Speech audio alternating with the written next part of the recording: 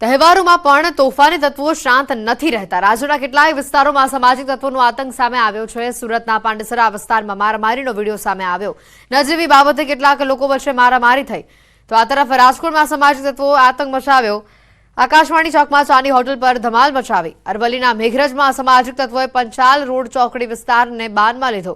હાથમાં બેટ લઈને જાહેરમાં આતંક મચાવ્યો તો સાબરકાંઠાના ઈડરમાં બે જૂથો સામસામે બાખડી પડ્યા। ઘટનાના આ અલગ અલગ દ્રશ્યો સામે આવી રહ્યા છે રાજકોટ, સુરત, જામનગર અને વડોદરાથી।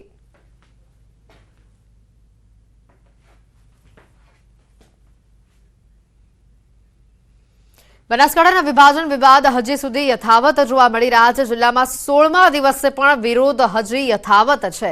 આજે દિયોદરમાં વિરોધમાં વાહન રેલી યોજાશે। ઓગળ જિલ્લો બનાવવાની માંગ સાથે રેલી યોજાશે। ઓગળધામમાં ધરણા યોજવામાં આવશે। રેલી અને હવન યોજાશે। દિયોદર ઓગળ સંકલન સમિતિના નેજા હેઠળ આ રેલી યોજાશે। ધરણા સ્થળેથી ઓગળધામ સુધી 15 કિલોમીટરની વાહન રેલી યોજાશે।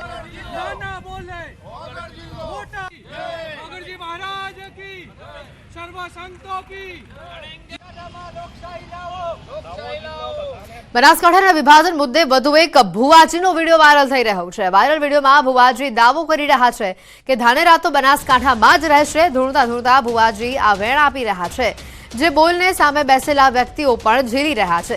વાયરલ વિડીયોમાં ભુવાજી ચૂંદડી ઓઢીને ધૂણી રહ્યા છે અને ધાનેરા તાલુકા અંગે માતાજીના નામે તેઓ દાવો કરી રહ્યા છે।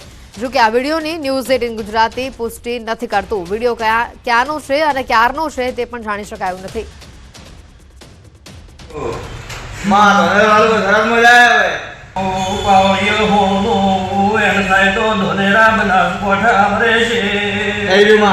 તો ધાનેરા તાલુકો બનાસકાંઠા પાલનપુરમાં રહે છે એવું કેવું હોય મારી વાત ઝેણનું ભાઈ।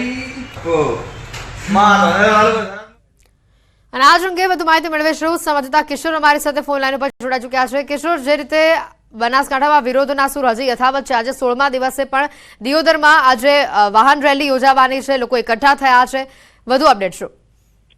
ચોક્કસથી આપણે જણાવી દઉં કે જ્યારથી બનાસકાંઠા જિલ્લાનું વિભાજન કરીને થરાદ વાવ નવો જિલ્લો બનાવવામાં આવ્યો છે ત્યારથી એટલે કે છેલ્લા 15 દિવસથી કાંકરેજ, દિયોદર અને ધાનેરામાં વિરોધ યથાવત છે। દિયોદર બાદ ધાનેરામાં પણ ભુવા ધૂણીને ધાનેરાને બનાસકાંઠા જિલ્લામાં રાખવાની માંગ કરવામાં આવી હતી। ત્યારે આજે દિયોદર ખાતે દિયોદરથી થળી સુધી એક વાહન રેલીનું આયોજન કરવામાં આવ્યું છે। આ રેલીની અંદર ભાજપ, કોંગ્રેસ સહિત ગામના વેપારીઓ અને લોકો મોટી સંખ્યામાં દિયોદરથી ઓગળ સુધી પહોંચશે અને માંગ કરશે કે દિયોદરને જિલ્લો જાહેર કરી અને દિયોદરને મુખ્ય મથક રાખવામાં આવે તેની માંગ સાથે આજે મહા રેલી અને તે બાદ યજ્ઞ પણ યોજાવાનો છે।